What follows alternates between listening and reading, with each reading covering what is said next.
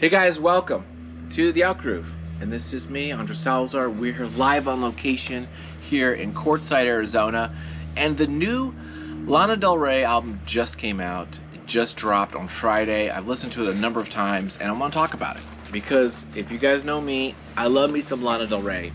If you haven't listened to any of her previous work, go back, listen to Ultraviolence, beautiful album, and then her latest album, Blue Bannisters, just came out about like 5 months after the Chemtrails album came out. So she's released 2 full albums within 8 months, something like that. Like, it's kind of crazy. It's kind of insane. And I would say there's no new ground on this. It is great.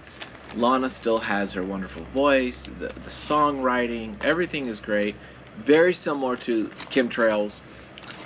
I would say, in fact, because of that, it's not quite as engaging because there's nothing really new or innovative in what she's doing. It's pretty much the same. That said, I really like it. I mean, I think she's great. And so it's more of the same, but it's more cake, right? It's more ice cream. It's more the stuff you'd like.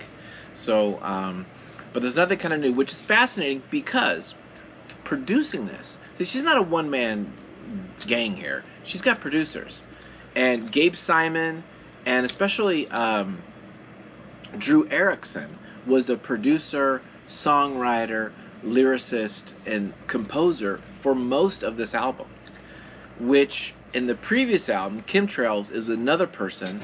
The name escapes me, but so she's using these different like producers and different songwriters to help with writing lyrics, composing the music, and producing it in Chemtrails than in this one. So it's a whole other team working with her.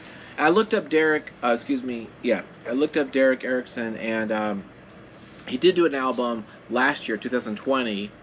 Other than that, he hasn't worked with a lot of different people, but he hooked up with Lana for this album, and it sounds great.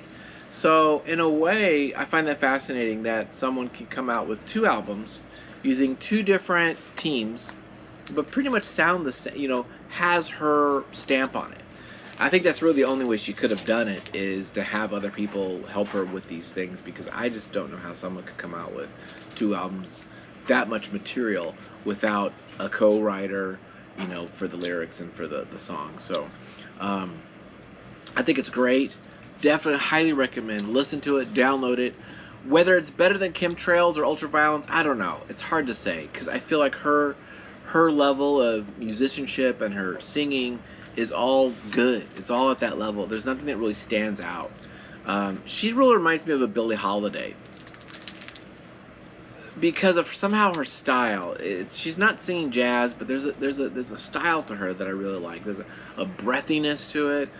But it's also angelic and ethereal at times, and there's so many kind of copycats and other artists that are doing that same kind of style in their singing, which I find kind of fascinating, because it's either like you're belting it out like Adele, or you're doing this kind of Lana Del Rey style, which I think is kind of interesting. But yeah, I'm a huge fan of her singing. I think this is a great album. Highly recommend. Go check it out. Again, it's called Blue Bannisters. Just came out, and you got to give credit to this Derek Erickson, because he co-wrote and the majority of it, you know. And I think that's kind of important to kind of like shout out these guys who are also working there too. So that's it. Quick review: Lana Del Rey, Blue Bannisters. Go check it out. Highly recommend. I'm going to give this a 3.5 biscuits. It doesn't get a 4 or 5 because, again, nothing new is on the table. There is a track where he has like a Marconi, you know, like instrumental section for like a minute and a half. There are these little moments like, oh wait, is she gonna like bust out this new thing? And she doesn't. It's just kind of little hints of it. But because there's nothing really new or innovative from the last couple albums, I'm just gonna keep it at a 3.5. It's good. It's not great, but it's Lana, so you gotta love it. So there you go. That's my review. What do you think? Am I right or am I wrong? Put in the comments below what's your favorite Lana album. What do you think? What do you want me to review next? If you like the video, press the like, subscribe to the channel. If you really want to be a superstar, check out the Patreon, see what else I'm doing. Thanks for watching, and see you guys